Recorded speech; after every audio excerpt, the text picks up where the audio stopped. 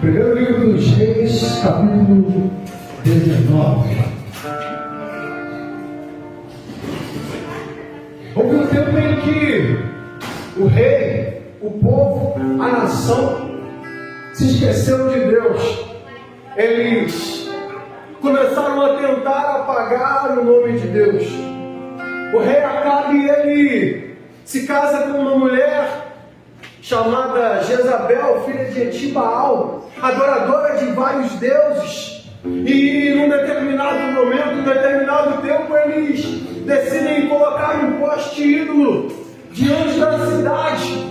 E aqueles homens que moravam ali, eles começam a se perverter espiritualmente. Eles começam a se perder, eles começam a esquecer de quem era o verdadeiro Deus. Eles começam a esquecer de quem realmente os chamou para algo diferente, para um propósito. A nação começa a adorar outros deuses, a se prostituir espiritualmente, a saber que Deus já não era mais Deus. Os seus filhos já não ouviam mais a palavra daquele Deus que os tirou da escravidão do Egito, nos levou a uma terra prometida que manava leite e mel, e que tinha um futuro ainda melhor para cada um deles. E num tempo como esse, é que Deus ele levanta um homem chamado Elias. É num tempo de dificuldades, num tempo em que todos estavam perdendo a noção de quem era Deus, que Deus levanta um homem chamado Elias.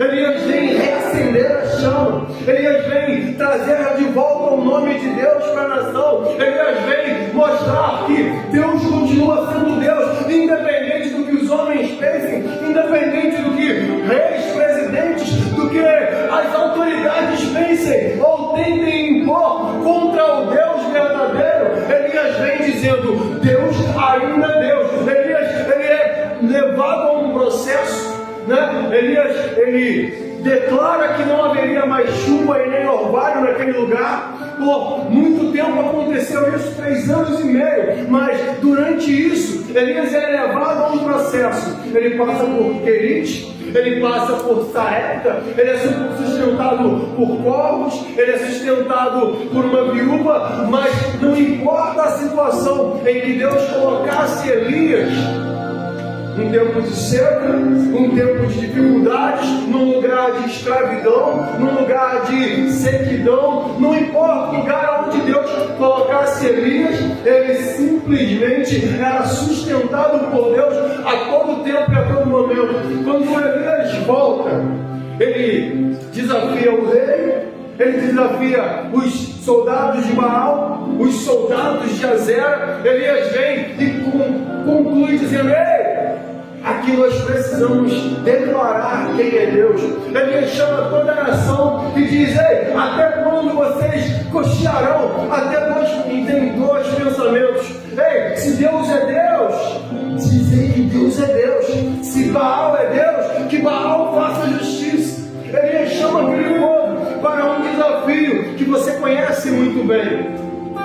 O altar é erguido.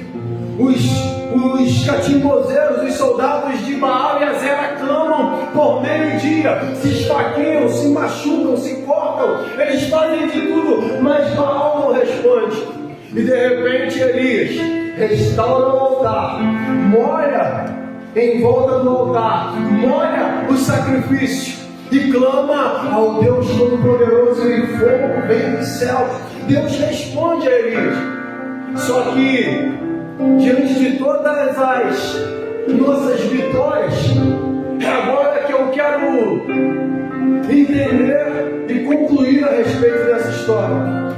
Diante de todas as nossas vitórias, muitas das vezes elas são apenas um degrau para nos passar de nível. Porque muitas das vezes a gente fala assim: eu ganhei, eu venci. E um dos maiores erros que nós temos é, diante de um grande sucesso, diante de uma grande vitória, nós pararmos. Diante de uma grande vitória, nós continuarmos comemorando ela dia após dia e esquecer de que amanhã pode vir um gigante maior. De esquecer de que nós precisamos continuar orando, precisamos continuar estudando e continuar buscando e continuar se fortalecendo e acreditando que Deus, independente do inimigo, independente da batalha, continua sendo Deus. É quando acontece o que eu quero ler com você. Primeiro livro de Reis, capítulo 19, versos 1 ao 4. Diz assim: Acabe fez saber a Jezabel tudo quanto Elias havia feito. As nossas batalhas, elas nos levam lá em cima, quando nós vencemos. Só que agora, diante da palavra de uma mulher que ouve falar da vitória de Elias, acontece algo muito forte. E Acabe fez saber a Jezabel tudo quanto Elias havia feito e como matar a todos os profetas da espada. Então Jezabel mandou um mensageiro a Elias a dizer: façam-me os deuses como lhe aprouver, se amanhã a estas horas eu não fizer a tua vida como fizeste a cada um deles. O maior erro de Jezabel está exatamente aqui, porque ela ameaça um homem de Deus, ela ameaça alguém que Deus prometeu dar vida, e ela promete morte. Então, diante de acusações, diante de palavras contrárias, diante do que for, continue acreditando. Se Deus prometeu, Ele vai cumprir. Não importa quem levantar a palavra contrária, não importa a fofoca, as más línguas, não importa o que disserem contra você. Se Deus prometeu, Ele vai cumprir. Aleluia. Só que, porém, acontece que no verso 3, a Bíblia vai dizer: temendo. É porque Elias, ele não conhecia esse louvor que a gente acabou de cantar. Temendo, pois, Elias.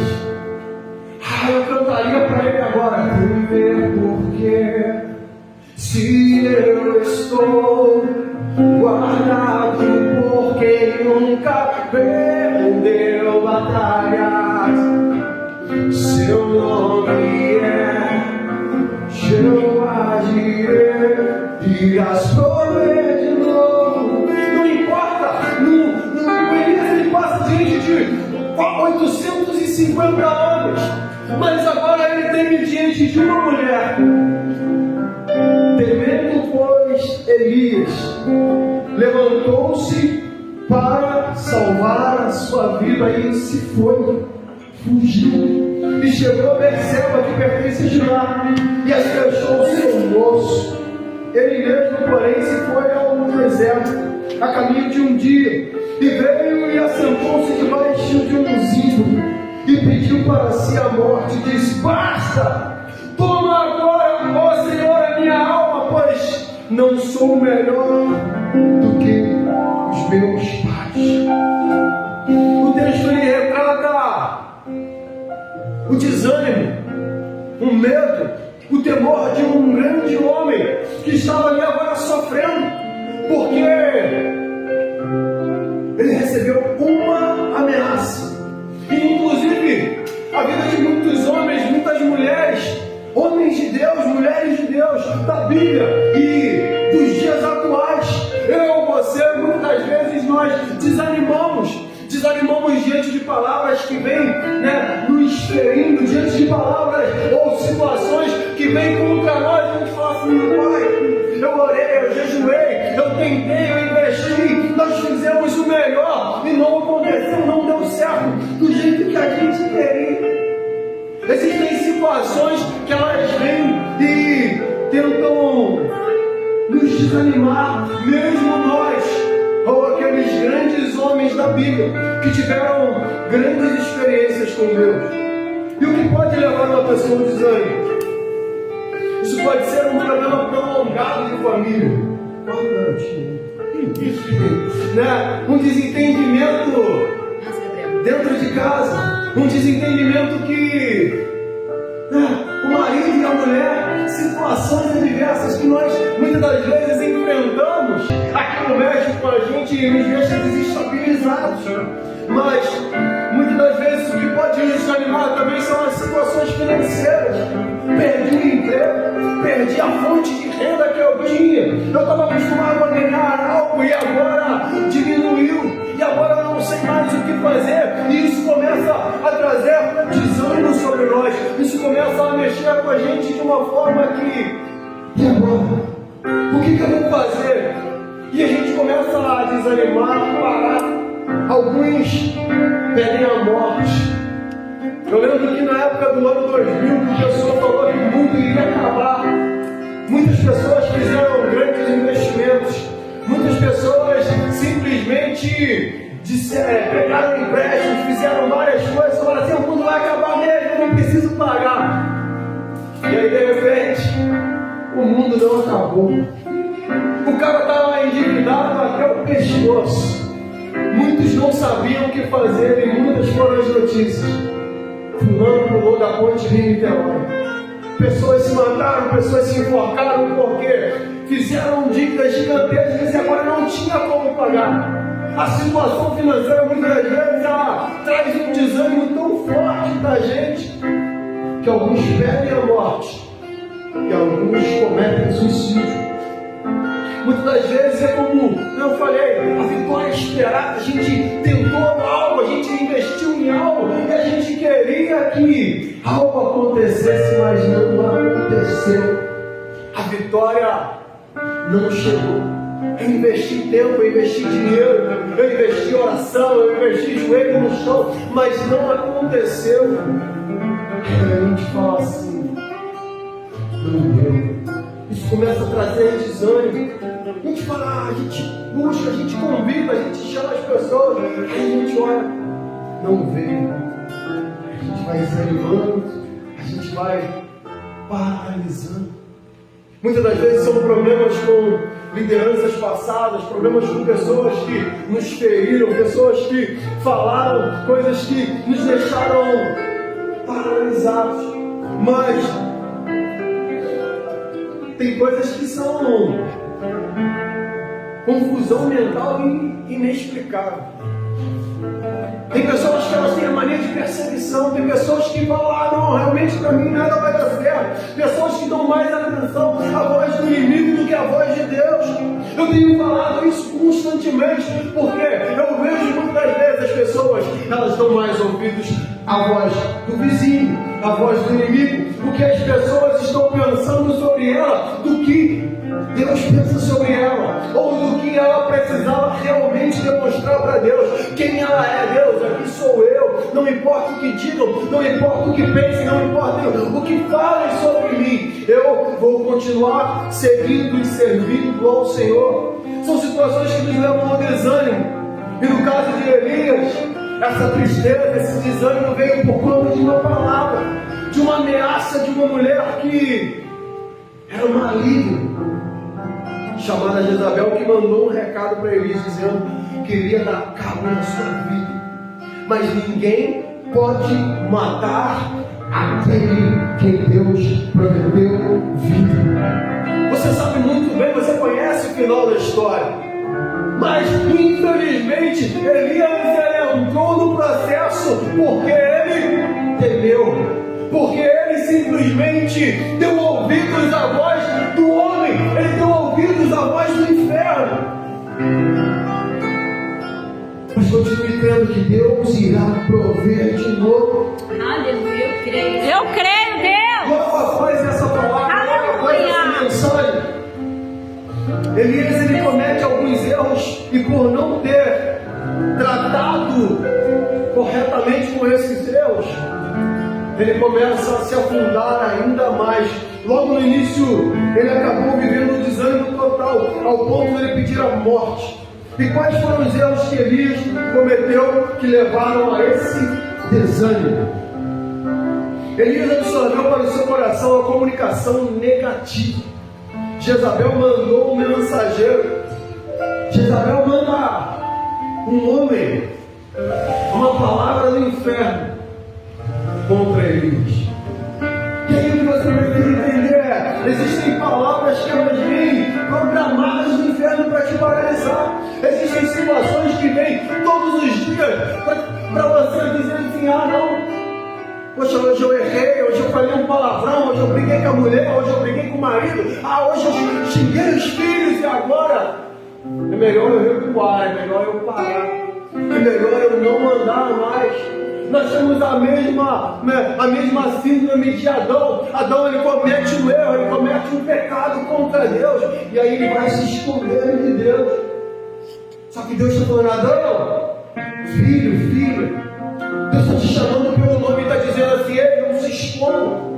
Vem para cá, o que aconteceu? Eu posso mudar, eu quero mudar também, mas você precisa se apresentar diante de Deus e não se esconder. A verdade é que muitas das vezes nós erramos porque nós ouvimos as palavras negativas e começamos a fugir da vontade de Deus. Você não pode aceitar a comunicação negativa das pessoas, dos irmãos, dos crentes, dos enviados do inferno, seja lá quem for que lançar a palavra contra você, se essa palavra não vier de Deus, ei, não creia, né? Os irmãos, os pais de José, não acreditaram nos sonhos, nos projetos que ele tinha, eles não acreditavam naquilo que Deus tinha colocado sobre a vida dele. Mas José falou, não, eu sonhei, foi assim, não, você não. Vem lá o tal sonhador, e muitas das vezes você vai apresentar os seus sonhos, muitas das vezes você vai falar com Deus e dizer, Senhor, obrigado porque eu sei que foi o Senhor quem falou, obrigado porque eu sei que a promessa foi o Senhor quem fez. Mas muitas das vezes você quer compartilhar isso com alguém e a pessoa faz um balde de água fria e fala, você não vai dar certo. Foi assim com José, ao ponto de ser vendido como escravo, dado como morto. Mas, mesmo assim, ninguém podia matar aquele que Deus prometeu vir. Aleluia! Jesus, eles não criam. Glória a Deus! João capítulo 7, verso 5. A família de Jesus, no momento, quis prendê-lo, dizendo que ele estava fora de si. Os religiosos diziam que Jesus, ele operava por Beelzebub, por demônios, que Jesus expulsava demônios por demônios, que Jesus fazia a cura por demônios. A família não acreditava, os religiosos não acreditavam, e era Jesus. Será que nós somos mais importantes que Jesus? Mas ninguém acredita em mim, ninguém acredita no meu chamado, ninguém acredita. Ei, se não acreditavam em Jesus, fazendo os milagres que ele fazia, fazendo as grandes coisas que ele fazia, sendo Deus que se tornou um carne, habitou entre nós. Então, se não acreditarem em você, a única coisa que você precisa ter certeza é: aquele que te chamou, ele acredita em você e ele é fiel para cumprir tudo aquilo que um dia ele prometeu. Talvez você seja a ovelha negra da família. Talvez a família fica assim: esse aí não presta, esse não vai dar para nada. Mas se Deus falou, eu vou mudar a tua história, eu vou mudar o teu quadro, eu te levantei para um novo tempo, para uma nova vida, agora você é nova criatura. Em nome de Jesus, você será nova criatura. Talvez ninguém acredite, mas aquele que te chamou, o nome de Glória a Deus! Eu creio, Senhor! você será usado e usado. Aleluia! Glória a Deus! Não importa a tua fraqueza, Ele vai te fortalecer. Não aceite mais a comunicação do inferno. Não ouça a voz de Jezabel. Não ouça Golias gritando. Não ouça as asneiras que o inferno manda contra você. Ouça apenas a voz do Todo-Poderoso. Aleluia! Foi assim que o povo de Israel se perdeu, desanimou porque deu ouvidos a alguns homens, ao invés de ouvir a voz de Deus. Fuja de toda a comunicação que pode te desanimar, até dentro de casa. Algumas coisas ou situações que vêm para te paralisar. Muitos de assuntos. Vire as costas. Situações que vão fazer dar briga, dar problema. Ei, peraí, isso aqui não é para nós. Esse aqui não é o assunto. Né? Irmãos hoje matando irmãos. Não, a Dona Sandra vem falando que o neto nervoso da avó lá porque ela não quis dar algo para ele, meteu fogo na casa para matar a avó. Ele não quis saber. Está entendendo? Hoje nós vivemos dias maus, nós vivemos situações assim que são impressionantes aos nossos olhos. Mas diante da Bíblia, o amor de muitos se espia nele. É irmão matando irmão, é pai matando filho, e todas essas coisas elas vão piorar ainda mais. É daí para pior. Só que por isso que nós precisamos nos fortalecer no Senhor. Por isso que muitas das vezes nós vamos ter que falar assim: ei, peraí, não dá mais para mim viver desse jeito, não dá mais para eu ficar ouvindo certas conversas, não dá mais para ter certas discussões. Por quê? Porque eu tenho um chamado, porque eu vivo um propósito, porque eu irei viver aquilo que Deus me chamou para viver. Então eu preciso usar muitas das vezes em outra direção. Muitas das vezes eu vou ter que fechar os ouvidos para não ouvir o que estão falando. Em segundo lugar, Elias fugiu de algo que ele deveria enfrentar. E eu estava vendo um livro chamado As 48 Leis do Poder. E a 18ª lei, ela fala exatamente assim, né? Não construa fortalezas para se proteger. O isolamento é perigoso. Tem gente que tenta fugir e se isolar para não enfrentar o problema. Aí esse livro está te ensinando o seguinte: muitas das vezes você fala assim: ah não, agora eu vou me isolar de tudo para me proteger. E ele está dizendo: não é a hora, não é o momento de se isolar. Elias fez exatamente isso. Ele falou: eu vou me isolar, eu vou me esconder. E não era o momento de se isolar. Muitas das vezes a gente está com dificuldade, com problema. É hora de pedir ajuda. É hora de dizer: Senhor, eu não consigo sozinho. Aí a gente faz errado, a gente se esconde. A gente precisa enfrentar. Elias se levantou para fugir de algo que ele precisava encarar e enfrentar, né? Tem coisas que a gente tem que resolver e não fugir. Tem coisas que a gente tem que botar a cara e falar assim: ei, vai dar certo.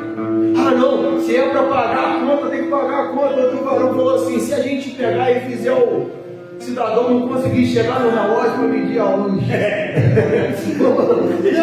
aí não pode cortar. Aí não pode cortar, né? Se caso não tem conta, não tem como cortar. Se corta a parte da segunda conta, a gente faz o cara não chegar no relógio. Mas a verdade tem problemas que a gente tem que encarar de frente. Ou a gente segura o cara para não medir a luz, ou simplesmente a gente vai ter que pagar a conta, né?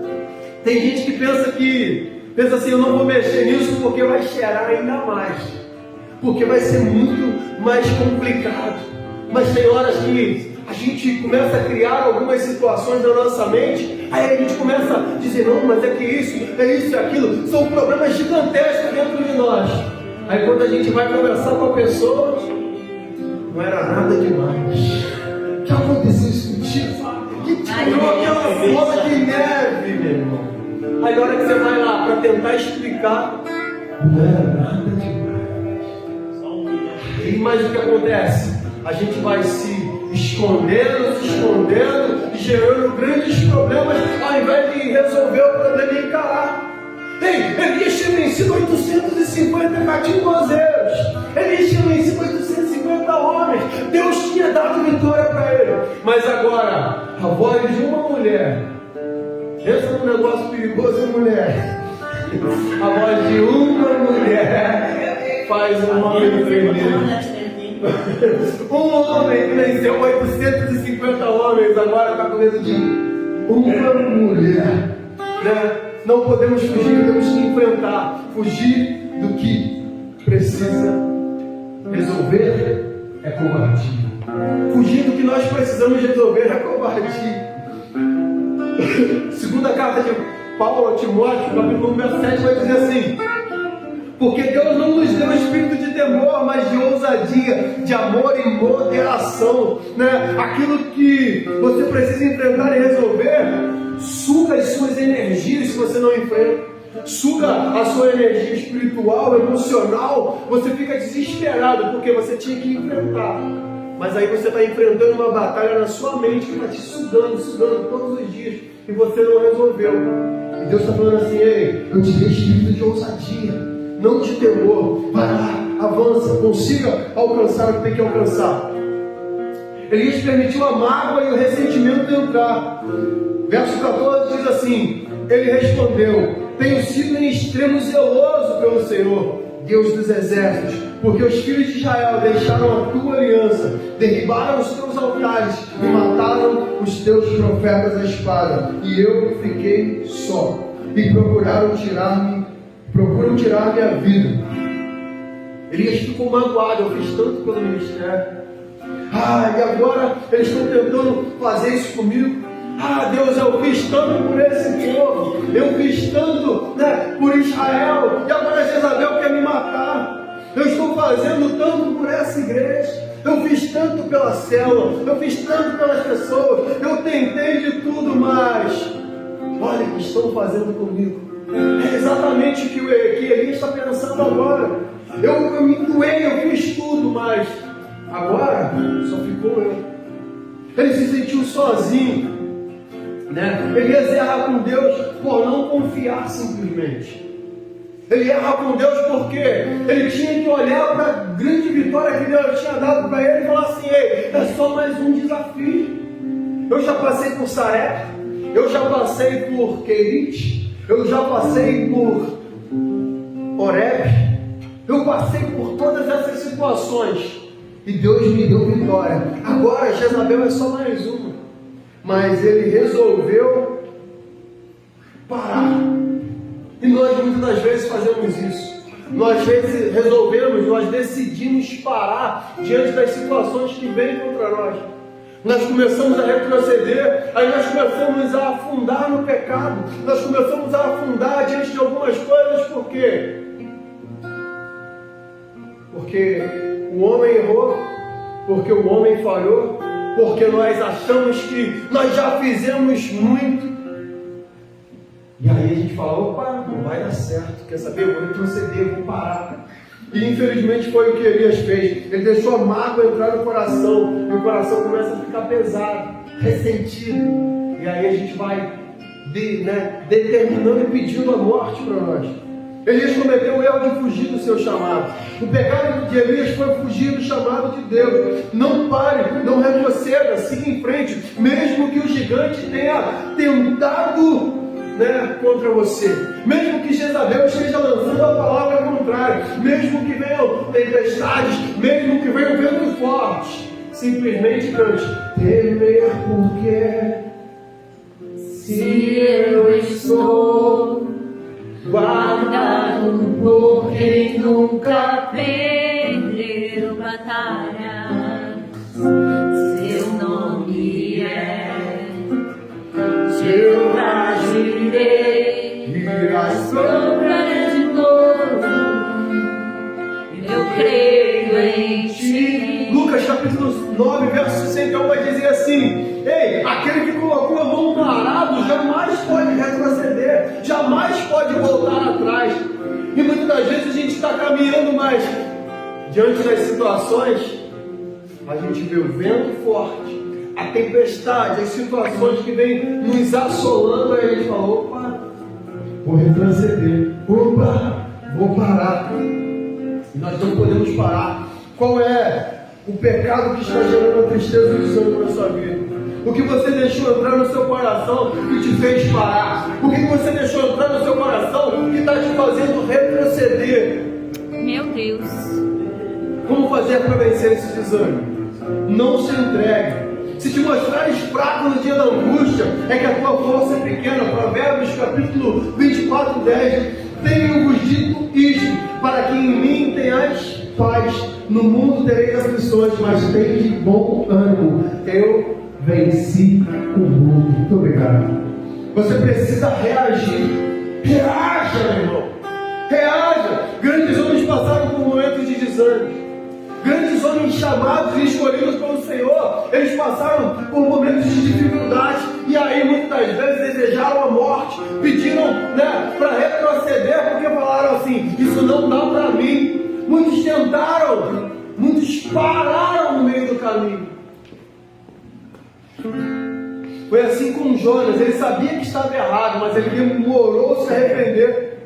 Por isso ele ficou pensando em morrer. Por isso ele ficou pensando, né, opa, eu tenho que morrer, é melhor me jogar na água para eu morrer. Porque ele sabia que estava errado. É mais fácil morrer, a gente acha que é mais fácil morrer. Vai ser difícil achar um tubarão. Aí eu penso, quanto tempo vai querer ficar dentro da barriga do peixe, dentro da barriga da baleia, do tubarão? Vai ser difícil o tubarão para levar os lanches. Quanto tempo? Eu sei, bota da roupa. Isso aí é problema com o marido, não pode não. Aí não, cara. Moisés ficou desanimado diante do povo e pediu a morte. Moisés ficou desanimado porque ele está lá em cima, lá com Deus, desce cheio de Deus. Aí na hora que ele chega, ele olha e fala assim: rapaz, estou trazendo a vitória de Deus, está todo mundo adorando um pedaço de. Meu Deus, está entendendo? Desanimou. São certas situações que iam acontecendo e ele olhava assim: meu Deus, não dá mais. Então muitas das vezes, né, grandes homens, grandes líderes, eles pediram a morte. Davi também desanimou, mas logo depois se reanimaram e continuaram a viver o propósito e o chamado de Deus.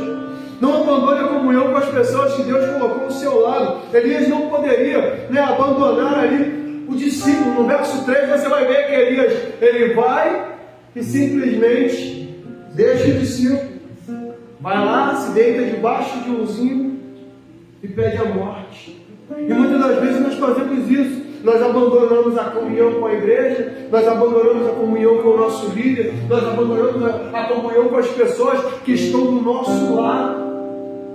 Começamos a ficar desanimados, aí começamos a deixar, né, a vida de Deus, a vida da igreja, as situações que mais nos levantam, que mais nos causaram alegria de lado, e nos afundamos no celular, nos afundamos na droga, na bebida, nós nos recolhemos ao nosso cantinho e paralisamos. Existem pessoas que Deus ele colocou ao nosso lado para nos ajudar, e o diabo quer sempre nos afastar dela. Talvez o discípulo de Elias fosse alguém que ia falar para ele assim: rapaz, eu sei que tu é o meu líder, mas não desanima não para não. Mas Elias foi lá e falou assim: ô, fica aí. E foi embora, seguiu o seu caminho, foi para o seu deserto, foi para o seu mundinho. O diabo ele quer te tirar da vida da igreja. Então decida vencer o orgulho. Elias poderia simplesmente ter se juntado com os profetas, os homens de Deus que não se renderam, que não se venderam. Mas infelizmente a gente sempre dá uma desculpa: eu não vou mais na igreja porque na igreja só tem pastor ladrão. Eu não vou na igreja porque o líder errou comigo, por causa disso, por causa daquilo. Mas existem aqueles que ainda não se renderam. Existem aqueles que ainda vivem a vontade de Deus. Porque eu conheço um monte de gente que só critica a igreja, que só fala isso, que só fala aquilo. Aí vem chorar comigo: pô, mas isso aqui eu não quero, porque é assim. Então, pô, cara, vamos lá na igreja lá. Está reclamando que lá era assim. Lá na minha igreja é um pouco diferente. Pode ser que eu tenha um outro erro. Pode ser que eu não consiga cumprir os outros requisitos que você quer também. Porém, esse erro eu não cometo. Mas e aí? Ah, não. Agora eu desanimei. Mas a verdade é, a gente muitas das vezes precisa vencer o orgulho e falar assim: ô, peraí, nada pode me parar. Se tem aqui alguns homens que não se venderam, que não se corromperam, eu vou juntar com esses homens. Mas Elias preferiu dizer: eu estou só, não tem ninguém comigo. É o caso de Pedro e Judas. Pedro tinha suas dificuldades, seus problemas, suas situações, mas na hora que estava afundando, Jesus deu a mão para ele e agarrou. Judas estava afundando e ele preferiu se enforcar. Então a gente não pode se enforcar. Se diante das situações, peça ajuda. Né? E em quarto lugar, volte a exercer o chamado de Deus. Verso 15 e 16 diz assim: disse-lhe o Senhor, vai e volta o teu caminho para o deserto de Damasco, e chegando lá, unge. Vai e volta o teu caminho. Chegando lá, unge a Hazael, rei sobre a Síria, e a Jeú, filho de Nissi, ungirás rei sobre Israel, e também Eliseu, filho de Safate, de Abel Meolá, ungirás profeta em teu lugar. Eu gosto dessa parte do versículo, porque ela diz assim: volta para o teu caminho. Muitas das vezes a gente desviou do caminho. Aí Deus falou assim: oh, volta para o teu caminho. Volta a fazer a obra, volta a viver as coisas de Deus. Se envolva com a obra, se envolva com tudo aquilo que eu te chamei para você se envolver. Você precisa voltar a querer estar com Deus, a querer, né, a ser quem você era. Deus fala assim: oh, quem é você? Quem é você, igreja? Volta lá e unge esse aqui como rei, volta lá e unge aquele ali como rei. Você é profeta chamado para ungir reis, para ungir príncipes, para ungir majestade. Você é chamado para fazer uma grande obra. Então volta para o teu caminho e derrama um óleo sobre a vida das pessoas. E aí no final Deus fala algo interessante: ungirás Eliseu, filho de Safate, de Abel Meolá, ungirás profeta em teu lugar. Uma vez eu preguei sobre isso, porque eu fiquei impressionado com esse versículo. Eu falei assim: cara, ninguém gosta de ser substituído.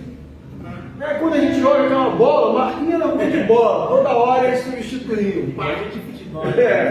Toda hora substituía. Não, sai daí, vai ficar de fora. Eu era assim. Eu sempre ficava de fora, ninguém me escolhia para o time. Então, meu irmão, aí acontece o seguinte: quando Deus fala para a igreja, então você vai ungir outro no teu lugar, Deus fala assim: eu vou te substituir. Eu falei: caraca, meu irmão. Porque a gente fala assim: não, eu não quero mais pregar, não quero mais igreja, não quero mais isso, não quero mais aquilo. Mas no momento que Deus fala assim: vou te substituir, tu fala assim: para. Aí não, Deus. Eu penso no que Deus pensou naquela hora: rapaz, e agora? Estava pedindo a morte naquela hora, mas agora eu falo assim: não, vai vir outro no meu lugar. Não quero mais não, Deus, deixa comigo, vou voltar. Mas a verdade é, eu também aprendo com esse versículo, que apesar de que a gente não gosta de ser substituído, nós temos um chamado, e nós precisamos entender a importância do legado. É importante, né, as nossas dançarinas aqui motivarem outras crianças, outras dançarinas a estarem dançando. Um dançarino tem que gerar outro. Um líder precisa gerar outro líder. Um pastor precisa gerar outro pastor. Um profeta precisa gerar um outro profeta em seu lugar. Não dá para a gente parar a obra antes de que alguém um dia possa, né, estar nos substituindo para continuar fazendo aquilo que Deus nos chamou para viver. É claro que em Deus não existe aposentadoria e nem férias. Eu conheço um garoto chamado Thiago, tirou férias, tem uns 15 anos isso ou mais. Não, estou de férias, tirou férias da igreja, nunca mais voltou. Nunca mais. Está de férias até hoje. Está entendendo? Então não existe férias da igreja. É claro que você pode, né, tirar suas férias, descansar aí, mas só tirando férias para descansar, você não está tirando férias da igreja, não está tirando férias de Deus. Porque aí é muito fácil: a partir de agora eu estou de férias. Esse mês que eu estou de férias, eu bebo, me drogo, me prostituo, faço o que eu quero. Eu estou de férias de Deus. Está entendendo? O cara está de férias de Deus, foi o que ele fez. Não, estou de férias da igreja. Aí começou a beber, fazer isso aqui. Nunca mais voltou das férias. Está entendendo? E aí a gente não vai se aposentar. Por mais que muitas das vezes existem pastores que eles, né, eram remunerados, em um determinado momento se aposentaram, não pregam mais, não estão à frente da igreja a mais, mas não se aposentaram de Deus. Eles têm que estar lá no culto, adorando, ouvindo uma palavra, orando, sendo abençoado, alguém orando pela vida deles. A gente não se aposenta de Deus, a gente pode se aposentar de uma profissão, a gente pode se aposentar no cargo de pastor, mas de Deus não. E a verdade é, um líder precisa gerar outro líder. Então Deus fala para Elias: e também ungirás Eliseu, filho de Safate, em teu lugar. A grande pergunta que Deus fez para Elias aqui no verso 9 foi: o que fazes aqui, Elias? E essa pergunta serviu para tirar Elias do auto-isolamento e fazê-lo enxergar a situação, enxergar que ele estava no lugar errado, que não era para ele estar parado, não era para ele estar paralisado diante das situações. E aí eu quero terminar com Isaías, capítulo 41, verso 10. Não temas, porque eu sou contigo, não te assombres, porque eu sou o teu Deus. Eu te fortaleço e te ajudo, e te sustento com a minha destra, e a destra da minha justiça. E eis que envergonhados e confundidos serão todos os que se indignarem contra ti, tornar-se-ão em nada, e os que contendem contra ti, nada contigo perecerão. Buscá-los-ás, porém não os acharás. Os que pelejarem contra ti, tornar-se-ão em nada. E como coisa que não é nada, os que guerreiam contigo. Porque eu, o Senhor teu Deus, te tomo pela mão direita e te digo: não temas, eu te ajudo.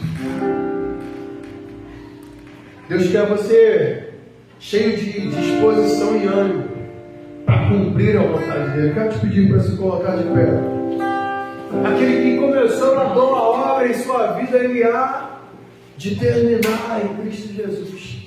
Aquele que começou a boa obra, ele há de completá-la.